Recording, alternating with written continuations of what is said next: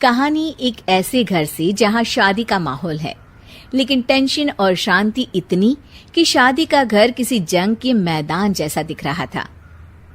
अरे जैसा मर्जी डेकोरेशन कर दो, पैसों की चिंता मत करो। इतना पैसा जब लड़के वालों को दे दिया तो फूल वालों को देने में मुझे क्या दिक्कत है? अरे धीरे बोलो ना, साफ लग रहा है कि फ्रस्ट्रेटेड हो। अरे तुम तो चुप ही रहो। एक बेटी संभाल नहीं पाई।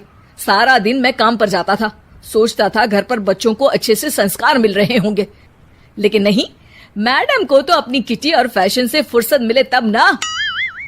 माँ चुपचाप वहां से चली जाती है। समझ में नहीं आता कि आखिर शर्मा खानदान में हो क्या रहा है। कल तक चिड़िया सी फुदकने वाली शीना की शादी यूं अचानक एक मोटे काले लड़के से क्यों हो रही है? शीना कमरे में हाथ में गुड़िया लिए बोलती है, मेरे साथ जो हो रहा है ठीक हो रहा है। तुम तो सब जानती हो, साहिल मेरे लिए भगवान है। अब जब वो ही नहीं मिला तो फिर कोई भी हो, जिंदगी ही तो जीनी है, जी लेंगे। बाहर शीना की बुआ किसी से बात करती है। अरे मोटा नहीं, उसे तो खाते पीते घर का कहते हैं। अब ओबेरॉय का नाम भी किसी को बताने वाली बात है। उनका इकलौता लड़का तो करोड़ों की सामी तो है ही। अरे हमारी शीना बिटिया तो रानी बनेगी, रानी।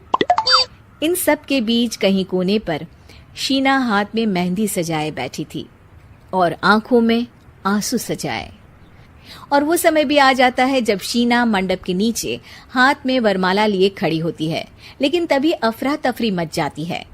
कोई कहता है, अरे लड़के की माँ को हार्ट अटैक आ गया। अरे अच्छी खासी थी, कैसे हो गया? अरे कहते हैं ना, किसी किसी लड़की के पैर अच्छे नहीं होते। हो सकता है कि मनहूस है ये लड़की।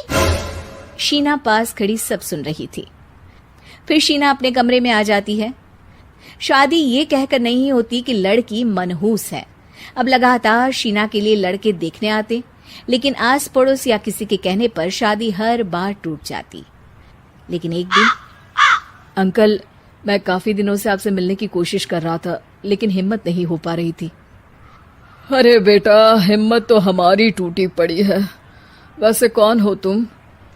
अब मेरा नाम साहिल है अंकल। मैं शीना से प्यार करता हूँ और उसी से शादी करना चाहता हूँ। अरे अब तो किस जात के हो ये भी मायने नहीं रखता। बेटा, मेरी बेटी मनहूस है। ये सब कहते हैं कि इसीलिए उसकी शादी नहीं हो पा रही। अगर तुम शादी करने को तैयार हो तो ठीक है। शीना की शादी साहिल से हो जाती है। अगले दिन साहिल की माँ का देहांत हो जाता है और एक बार फिर लोग शीना को अपशकुनी कहने लगते हैं। अरे खा गई दीदी को ये। अरे क्या जरूरत थी साहिल किसी मनहूस को घर लाने की? पर बुआ, माँ की तो तबीयत पिछले कई साल से खराब थी। डॉक्टर्स ने जवाब दे दिया था। क्या पता ये भी उनका सौभाग्य हो कि वो बहू का मुंह देख पाई। अरे बहू का मुंह देख पाई, या ये कह लो कि बहू का मुंह देखते ही स्वर्ग लोक सिधार गई। खैर, हमें क्या, घर तुम्हारा है, हम तो चले। अब शीना को खुद पर ही शक होने लगता है कि कहीं सच में वो अपशकुनी तो नहीं।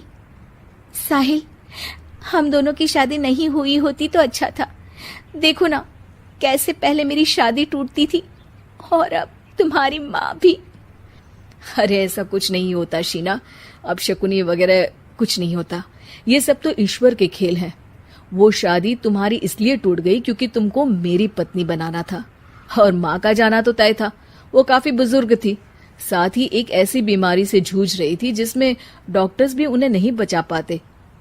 शीना साहिल की बात सुनकर तसल्ली कर लेती है और वहां से चली जाती है। अगले दिन, शीना, अरे ओ शीना। क्या हुआ? उफ, कहीं फिर मेरी वजह से कोई नुकसान?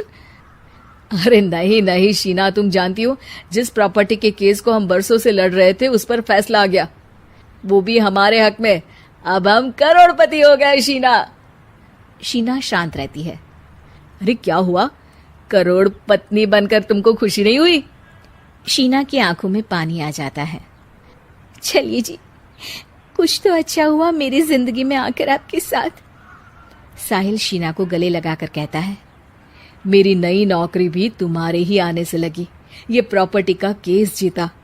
सब कुछ तो तुम्हारे आने के बाद ही हुआ, फिर तुम मनहूस कैसे? ये सुनकर शीना खुश हो जाती है।